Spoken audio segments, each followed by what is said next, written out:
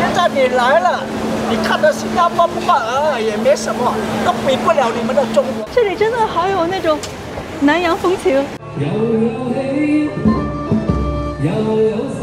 我们来到了新加坡唐人街，去探访这个过去几百年间新加坡华人最集中的区域，看看他们是怎样生活的。新加坡唐人街建于200年前，在1819年前后，很多广东、福建、海南的中国人下南洋，开始了中国历史上一次重要的人口迁徙。现在不少新加坡华人的祖先就来自于那次大迁徙。曾经初代华人们在码头上做着繁重的体力工作，但现在的唐人街已经是新加坡最富庶的地方之一，豪车无数。尽管这里已经变成旅游区，仍有很多华人生活于此。我们就认识了几位新加坡大叔，他们不仅英文流畅，中文也讲得很不错。不少人甚至还在下象棋，其中很多人都去过中国，也亲历了中国近些年的发展。虽然我们和这些大叔来自不同的国度，但大叔们都很热情，给我们吃的，也给我们推荐唐人街的美食，和我们愉快且无障碍的聊天。在炎热的天气下，来自中国的我们感受到了这里华人的温暖。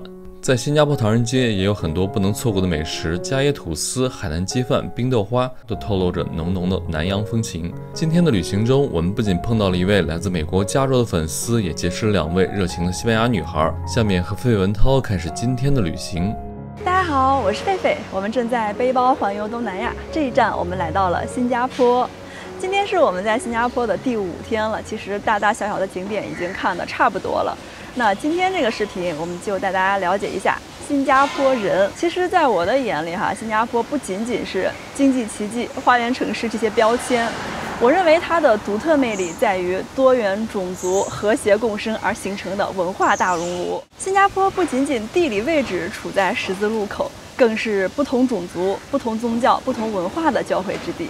那在今天的新加坡呢，总共是有600万常住人口，其中74%是华人，还有13%的马来人，9%的印度人，以及4%的其他族群。无论祖先来自哪里，在新加坡，他们都有一个共享的国家身份，那就是新加坡人。那今天我们的第一站就先从这里主体民族华人曾经聚居的历史街区牛车水开始。我们俩准备坐地铁过去。我们住的这个雅鲁路这里离地铁站稍微有点远，走路大概15分钟。每天其实在这种新加坡的温度下暴走还挺累的。不过呢，好处就是新加坡这里路两边都是这种骑楼的设计。我们从中间走呢，不管是大太阳还是下雨，还是很舒服的。有个连廊。对的。像我们前2天在那个市中心那块走，那块可没有连廊设计，因为都算是新城区嘛，都是高楼大厦。哇，走到外面中暑了，寸土寸金的，就没办法去有空间修这个。对，那边就是两边都是那种50、60层的超高层，然后中间窄窄一条路，真的感觉哪里一点点土地都不能浪费。我们在洋楼这块因为是劳工区嘛，所以很多的印度裔，所以我和费总感觉这边的印度裔占的比例非常的高。其实，在整个的新加坡这个印度人也就9%。对。但我们这片区域呢，可能是这个样本太小了。我们的酒店楼下就是这个劳工宿舍，所以我们每天一下楼呢，这个地上两边坐的全是印度人，就包括我们现在穿过这个连廊路两边的印度餐厅特别多。大家看，这又是一家。你看这个。手抓这个饭咖喱都是这里的。其实从我们住的这个牙龙这一块就可以看到新加坡这个多民族融合的特点了。你看我们刚刚过的那一片呢，基本上都是印度人开的店铺还有餐厅，然后这一边呢又是这个华人的餐厅中国的各种小吃，比如这家，上次涛哥在这儿还吃了一次那个鸡腿卤肉饭。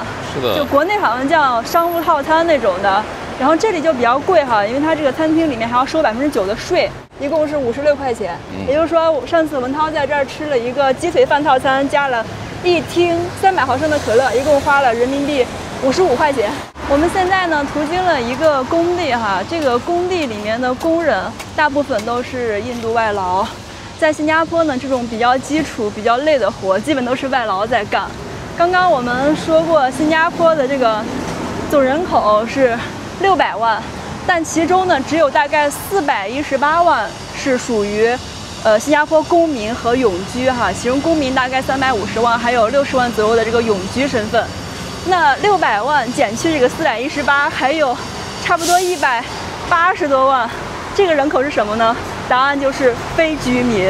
这个非居民就包括外劳和学生，就是那种拿长期签的，包括工作签还有留学签的这一类人。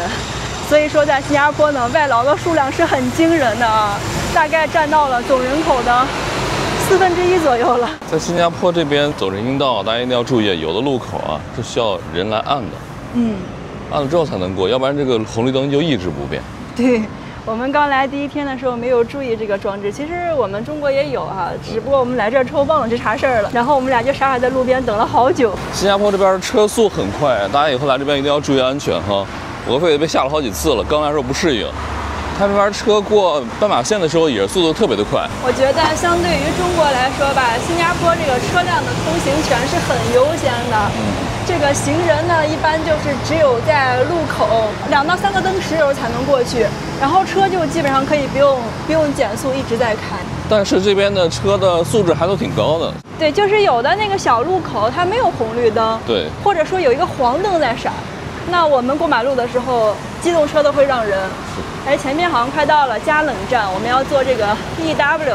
我们终于到地铁站了啊！跟大家说一下，这个新加坡的地铁线它不分什么1号线、2号线、3号线这样子，它是以这个英文单词的缩写来代表的。比如说，我们今天要坐的这个是 EW 线，它就是东西线的意思啊 ，East West。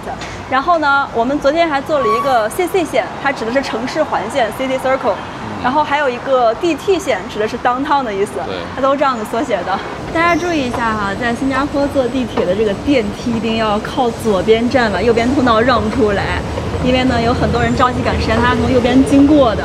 这跟我们国内还不太一样，国内之前也是这样，但这2年好像政府都在倡导，说是大家左右站的比较平衡，会让电梯的使用寿命变长。这张图就是新加坡的这个地铁路线图，我们昨天走的 Circle 也是这一条，它是一个大圈环线，然后有通机场的。因为新加坡比较小嘛，所以它这个基本国土面积都被地铁覆盖了。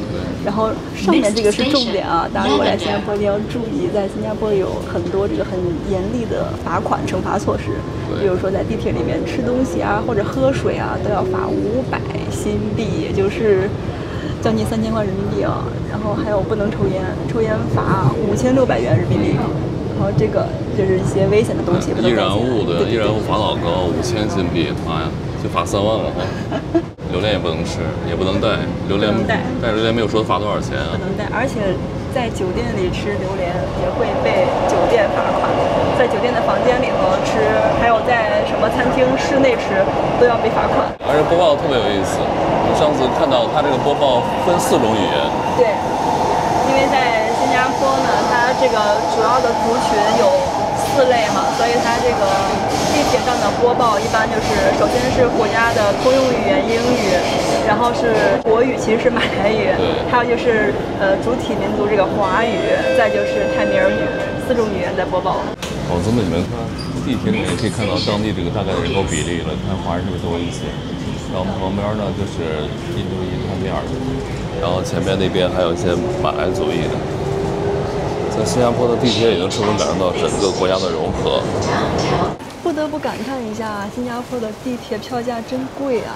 我们昨天坐这个地铁一共是坐了15站还是16站？今天早上我收到了信用卡账单，扣掉了我37.8块，将近38块钱，然后我们2个人加起来就是76块钱，还是蛮贵的。哇，我们出地铁站了，这一出来。这个地铁口直接通到了这个牛车水内部啊！哇，一出来感觉都不一样了。哎，穿越回100年前了。对对对，这里真的好有那种南洋风情，跟新加坡别的地方完全不一样哈。是呀，古色古香。而且这个地铁站好酷，它直接通到了这个街道内部了，太有感觉了。2边都是这种以前的这种房子，7楼啊。但一来发现全是游客啊，跟我们一样。哎，对哦，这个地方感觉有点像这个我们的回民街那种那个游客逛的。我们现在已经到这个牛车水了，这里也被叫做中国城 Chinatown。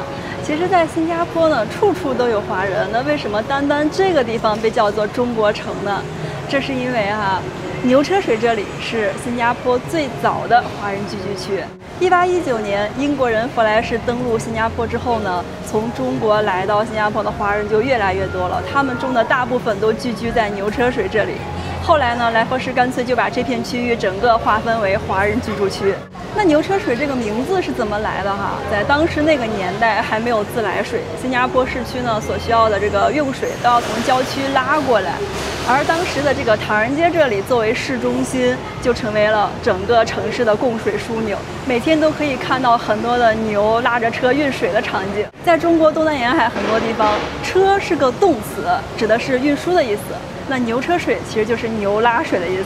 那这个名字哈，牛车水从那个时候就开始沿用至今了。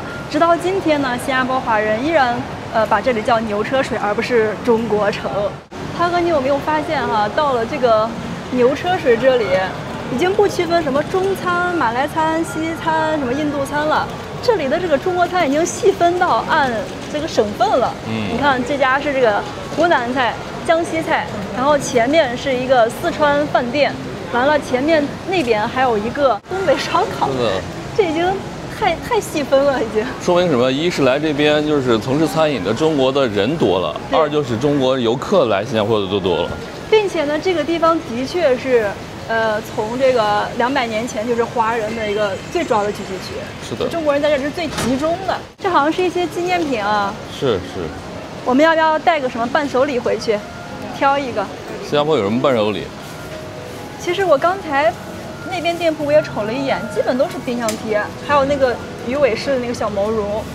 我们要不要挑一个冰箱贴？还挺好看的哈。我们最终决定买这个感觉更精致一些，小小的。你看它下面写的是新加坡，还有新加坡的国旗，然后这里是这个金沙酒店、鱼尾狮，还有一个国家体育场吧，这是。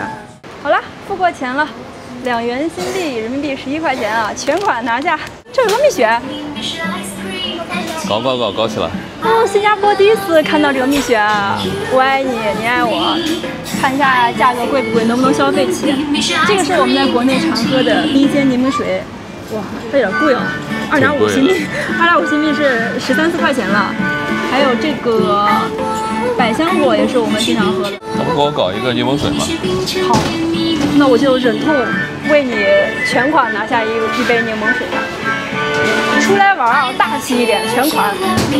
成分要半糖 half， 然后要冰的。哎，看看这边的别的价格怎么样啊？甜筒能看到啊，应该是1块钱。然后还有这个圣代2块5新币。哇，我的快乐又回来了，快乐水。我们现在在牛车水的最中央了哈，这个地方其实不大，周围都是些骑楼，应该都是100多年前的老房子。哇，这边的大爷们英语都很好啊，华人老大爷。我们这边发现了鱼尾狮造型的冰棍，有点贵啊，太贵了，1个8刀。像这种比较老的这种，这个德信药行估计就是100年老店了，看起来又特别的古色古香啊。这感觉已经超过100年了，对，很多年了。然后那边还有很多来自中国各地的茶叶，茶行，各种茶。是。哇，像上面这个兰州牛肉拉面呢，应该就是新开的店哈。涛哥，豪车呀！这在新加坡老贵了。看一碗新加坡的牛肉拉面多少钱？这一碗够大的啊！这个颜色搭配的很好，什么1青2红，什么3白什么的，看一下。标准啊！哇，做好心理准备啊，肯定是我们吃不起的样子。单人套餐，1份面，1个蛋，1个可乐，14.8，就按15算，差不多也将近80块钱了，70好几。其实也还好，跟西安机场是一个价。但是我们国内普通吃的4倍左右哈。对，南昌当，这是个当铺啊。哇，你看里面真的好有以前那种感觉。其实大家以后如果来牛车水这儿的话，有换汇的需求可以在这儿换，这儿给的汇率一般还不错，起码比机场要好很多的。能感觉到这边的店很多都是老店呀，因为它的装修都跟100年前的风格一样。对的，所以呢，一会儿我要请你到前面去吃一个新加坡人的国民早餐，就是这个香叶吐司，还有那个半熟鸡蛋，尝试一下吧。我们就要一个 A。它那个牛油是牛油果还是牛油？牛油，牛油，我们每次吃的牛油。好像是牛油。还有白色奶茶。我们要咖啡。虽然这个是华人的早餐哈，华人发明的，但现在呢，这个东西基本上是整个新加坡的国菜。看这边当地印度裔也在吃，看华人也在吃，游客也在吃。你看这个本地人在办公，边办公边吃。对。我们从来新加坡第一天起，不对，应该说我们还没来新加坡的时候，就听过这个大名鼎鼎的新加坡国民早餐加椰吐司，然后来了第5天了，我们今天才有机会尝试一下啊。这个就是我们的主食了，加椰吐司，然后这里面抹着这个应该是酱啊，还有这个是半熟鸡蛋，每一份是2个，这个鸡蛋是这种感觉3分熟的吧，非常的溏心。另外呢，就是新加坡人早餐会配这样一杯咖啡，不过我们要的是冰咖啡，因为有点太热了。我看当地人他们还是以这个热咖啡为主的，这个冰咖啡还要额外再加1块钱的。我们今天这一餐一共是7.3新币，就是如果要热咖啡是6.3，这个价格因为是在旅游区这里，主要是游客为主，比较贵一些。实际上呢，当地人吃饭不用这么贵，他们在居民区的这个食阁吃这么一份加椰吐司套餐，也就3到4吧。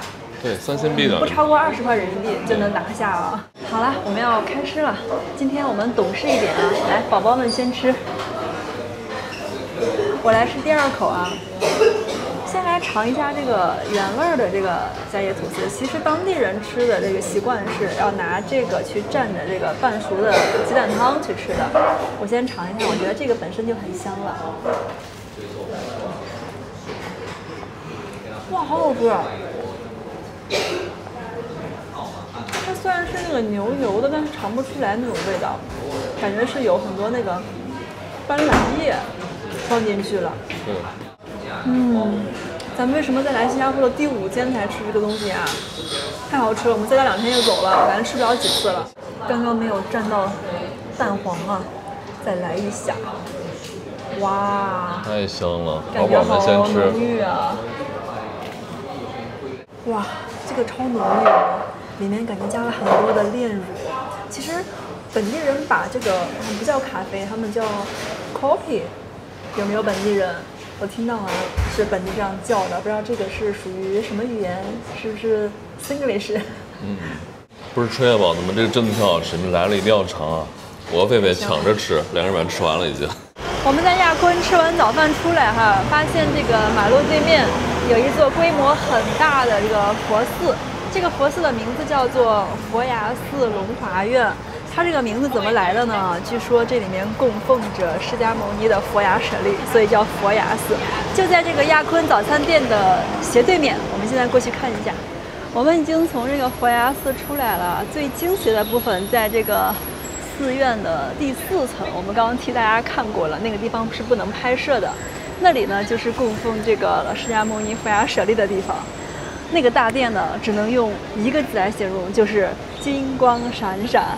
我们刚进去的时候都惊呆了，它那个地板是全部由纯金打造的，然后大殿一圈是有30多尊黄金打造的这个佛像，正中间呢是一尊由这个纯金打造的巨大的宝塔，里面就供奉着释迦牟尼的佛牙舍利。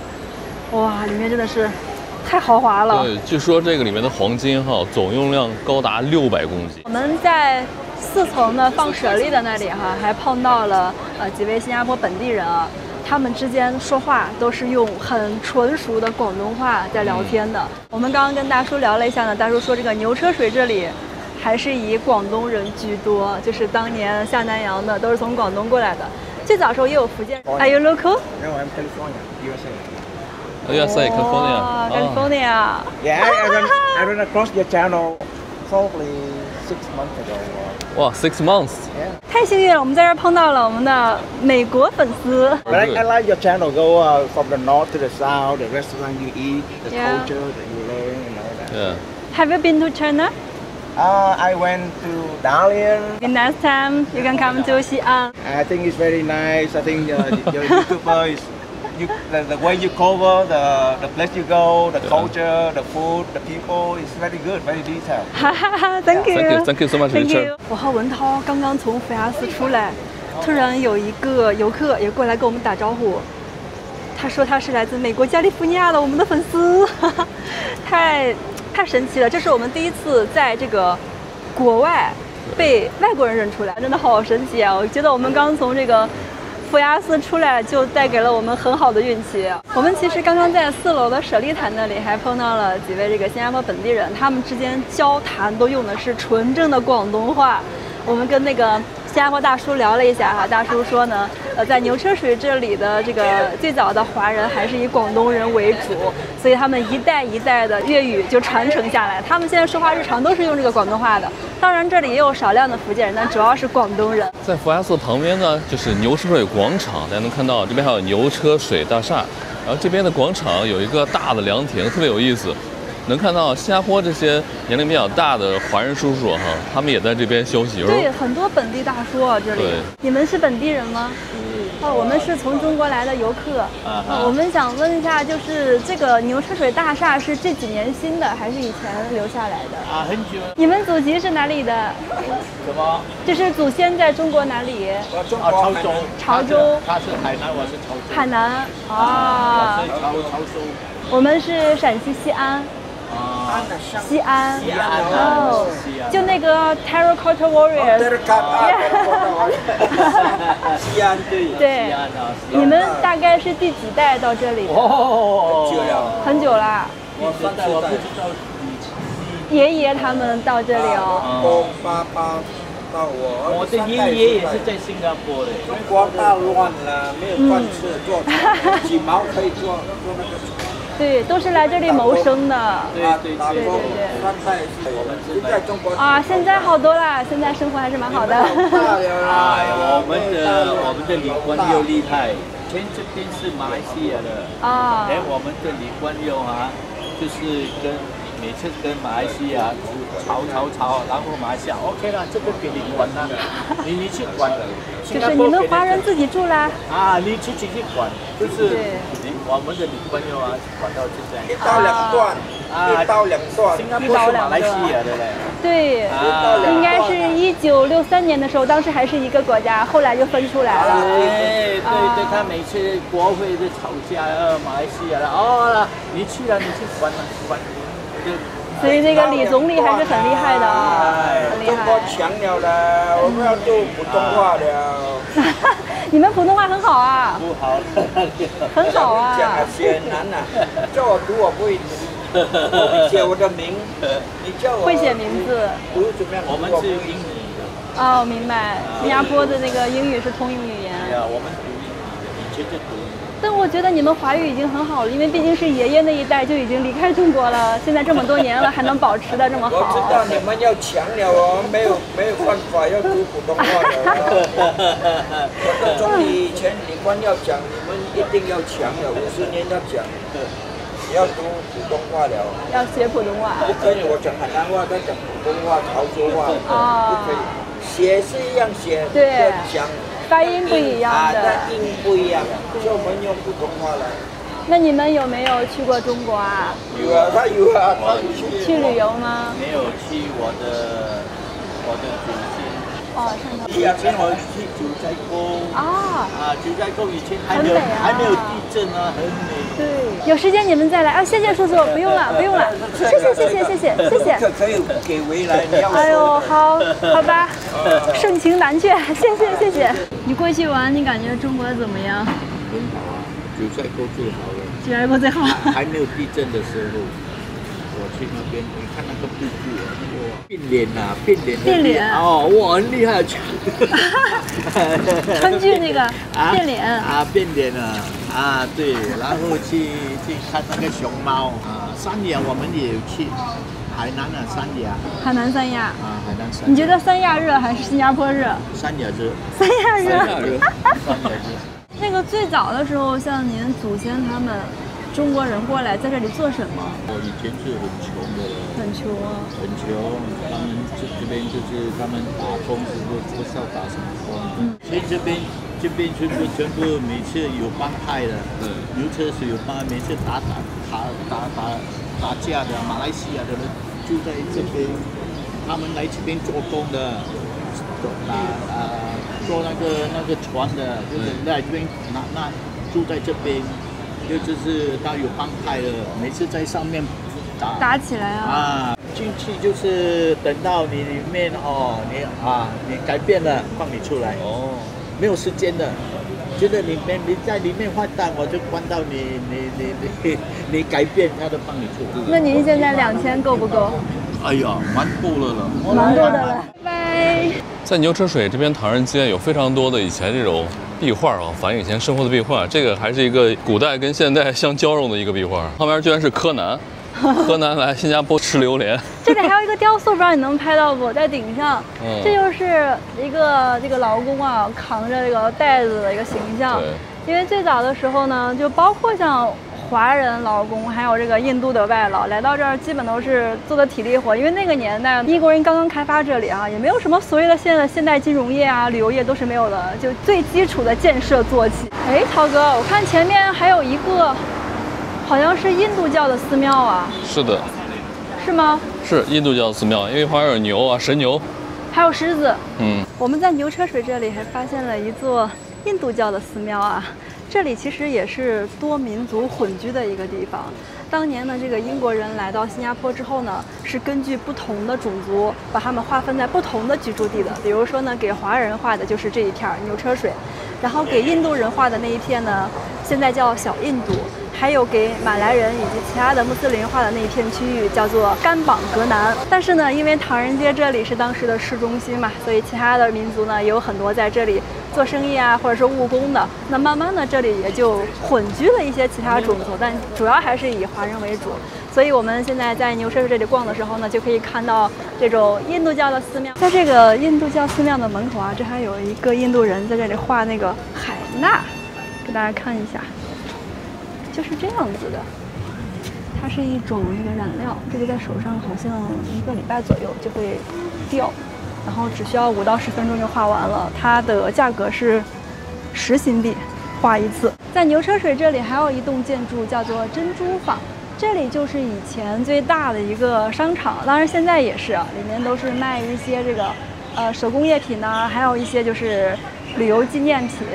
那以前呢，在这里啊，华人主要从事的工作就是商贸以及手工业。其实呢，在当年啊，这个华人刚刚来到这里的时候，还是很辛苦的。我们在大街上可以看到这种雕塑呀、涂鸦呀，都是在告诉我们当年华人在这里从事的工作多么多么累啊。比如说扛大包啊，还有这个修房子呀，也都是比较基础、比较底层的工作。因为那个时候也没有什么太好的工作机会。但是呢，现在哈。你看看这里唐人街，可以说是非常现代化，然后看起来很富有的一条街。这里的车都很好，基本上都是 BBA 往上的等级了。对 ，BBA 在新加坡这边可是非常贵的呀。是啊，是啊，我们不是跟大家之前聊过吗？一个宝马3系都要140万人民币左右。我们在牛车水这里呢，还看到了这样一幅很大的涂鸦啊，这个讲的就是。当地华人在这里非常悠闲的一个市井生活。你看他们当地人，他们吃的这个一小盘一小盘的这个广东粤式点心，还有喝的这个茶，其实也很像那个海南的老爸茶。总之感觉生活很悠闲。不过呢，说到涂鸦，有一点要提醒大家啊，在新加坡呢，这个涂鸦就随处乱涂的话，是罚得很重的。听文涛说是要鞭刑的，是吗？是的。到了吃午饭的时间了，我们现在来到了牛车水这里最大的一个食阁，叫做麦士威 Maxwell。我们现在去里面看看有什么好吃的。食阁是新加坡本地人最常去吃饭的一个地方，因为它比较平价，而且不会额外再收那个9%的税，可能是收，但是加在饭价里就不额外列出来。哇，这里好热闹，都没有地方坐了。这个食阁人实在太多了，我俩刚才转了2圈都没有找到位置。有的桌子看起来是空的哈，但是呢，有人在上面放了纸巾或者书包，已经提前占位置了。这里提醒大家，新加坡人呢会在这个餐桌上面放一个抽纸包，或者说一个小的湿巾，其实是在占位置啊，大家就不要坐别人的位置了。那今天呢，文涛说他想吃一个新加坡的国菜，叫做海南鸡饭。然后那有一家很有名叫天天海南鸡饭，但是排队要半小时以上。我们来吃另外一家，看一下这有套餐。套餐烧鸡海南。那我们要个7块的吧，一份对。那这个餐盘不收是不是要罚款？啊，是啊。罚多少钱？300块。300块。哇。哦。这个食阁里面也是各种风味美食都有啊。我们对面就是一家马来特色老娘惹，然后这里呢还有这个福州的蚝饼、福州的鱼丸，然后后面还有一家越南餐，当然最多的就是海南鸡饭，走几步就有一家海南鸡饭。哎，我们的好啦，好，谢谢。叔叔，你能说中文吗？啊，这个海南鸡饭是不是就是新加坡这边的特色菜，最特色的？怎么说呢？就算是大马来西亚你也可以吃得到。哦，说新加坡的酒是不是特别的贵？新加坡的酒特别贵。那像这么一瓶多少钱？8块半新币。8块半新币啊！哇，好贵哦。我们中国来的，在我们那边这一瓶大概就几块钱人民币，可能就新加坡大概不到1新币。对，不到1新币。在中国大概，我在中国大概是3到4块人民币嘛。啊，对，不到1新币。说你去过中国？我80年代就去了中国，我很喜欢去西安，你们的古都啊，西安。说什么叫我们是西安的？你是西安啊？啊，我很喜欢去你们的西安。我们就是西安的。我们就是西安的。因为你是中国老寿，你们大概就是西安陕西。懂了。太巧了，我们就是西安人。是的，是我们就是西安的。我去西安最少7、8次。哇，厉害呀！你去了有没有吃肉夹馍？哎呀，那里会没有那个旺那个鸡血。哦，鸡血。新加坡吃不到。对。新加坡不能够卖。中国变化大嘛？太大了，太大了。所以今年你来第一次新加坡。对，第一次来新加坡。现在你来了，你看到新加坡不怕也没什么，都比不了你们的中国。新加坡也很漂亮的，很漂亮。真的，我告诉你，比不了，因为新加坡地它太小了。它是小一些，但是它这个城市建得很精哈。这个饭真的很好吃，就加了底味进去，有那个鸡油，然后也有一些调料，还不错。其实这个海南鸡饭还是很清淡的，我觉得在这个新加坡比较热这种环境下吃还挺舒服的，不是很油腻。比较清淡。我旁边那个大叔太厉害了，他居然知道万达。叔叔说的是你们中国有一个特别有钱人的孩子叫什么什么聪，什么他爸爸有个商场。对，好厉害。否则我跟你们说哈，这个海南鸡饭特点是什么？就它很清淡，它这个肉哈和这个皮还是很容易分离，就都很清淡，吃起来很爽口。然后再加上这个米饭有一些本来的味道呢，所以整个味道特别的好吃，推荐大家来吃。在新加坡感觉吃饭几乎不踩雷啊。我们吃饭遇到了几位西班牙的小姐姐。Hi ladies, would you like to say something to our Chinese audience? We are from Spain. Hello. My name is Alicia. I am Ines and we are here in Singapore for the first time. Yeah. Sharing chicken rice with you guys. You have a really good content and I hope that you visit Madrid or Spain Soon. Very really soon. soon. Yeah. It will be lovely to have you there. Yeah. Maybe 2 years later. Yeah. Thank you so much, ladies. Thank you. Thank you. Bye bye. Thank you. Thank you. Maxwell 这里还有一家老拌豆花也很好吃，刚刚大叔给我们推荐吃他们家的杏仁豆花。你好，阿姨，我要一个杏仁豆花，2块5哦。对。好。大夏天的吃这个冰豆花真的好爽啊！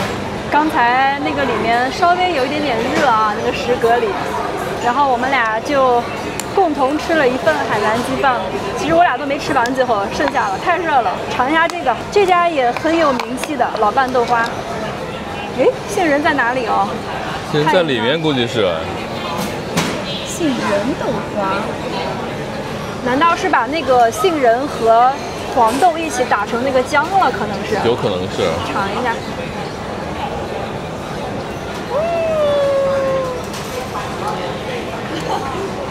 好冰啊，不用嚼，直接丝滑的就进去了。这个里面果然是很浓的杏仁味儿，它是把杏仁和豆子一起打出来的。不是装的吧？真的很好吃吗？其实我不是很想跟你分，要不然你再去买一个吧，太好吃了。